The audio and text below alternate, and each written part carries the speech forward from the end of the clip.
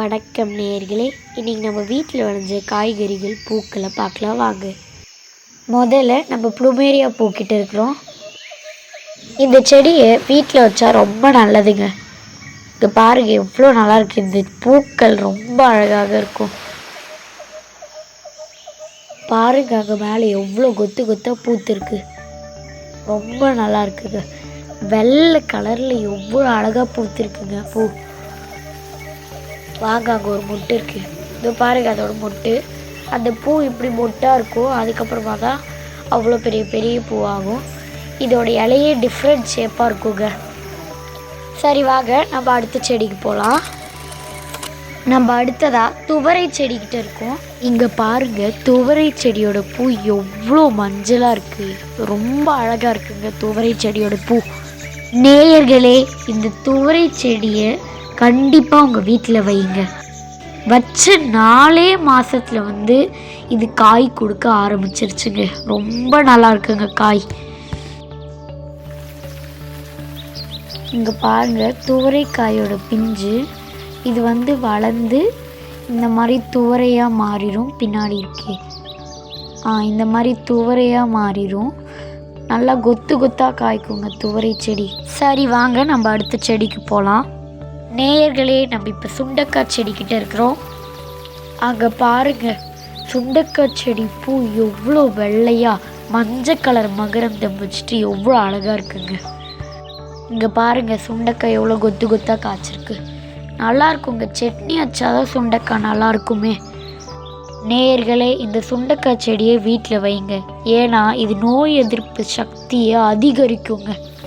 அது மட்டும் இல்லாமல் ரத்தத்தையும் சுத்தகரிக்குங்க. இவ்வளோ நன்மைகள் இருக்குது இந்த சுண்டைக்காய். சரி வாங்க நம்ம அடுத்த செடிக்கு போகலாம்.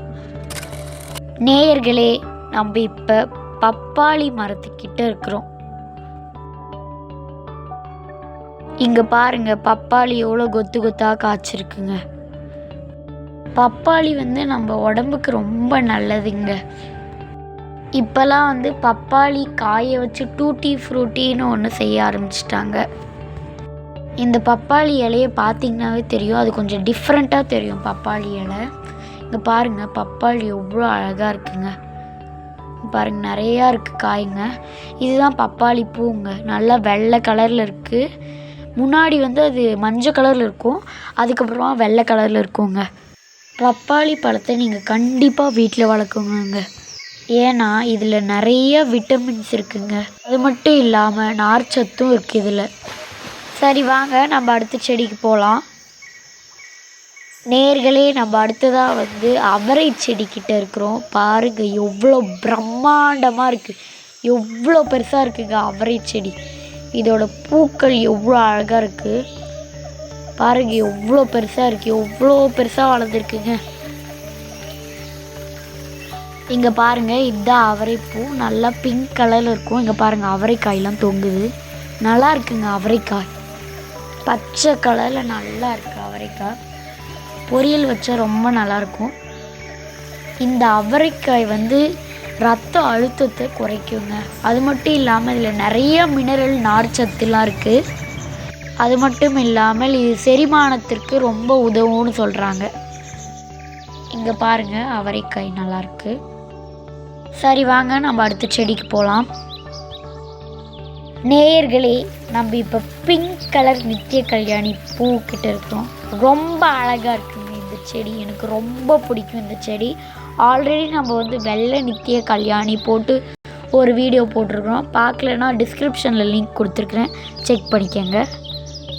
பாருங்கள் இதுதான் பிங்க் கலர் நித்திய கல்யாணியோட விதை. ரொம்ப அழகாக இருக்குது. இது ரொம்ப சின்னதாக தான் இருக்கும், ஆனால் இவ்வளோ பெரிய செடியை இது உருவாக்குதுங்க.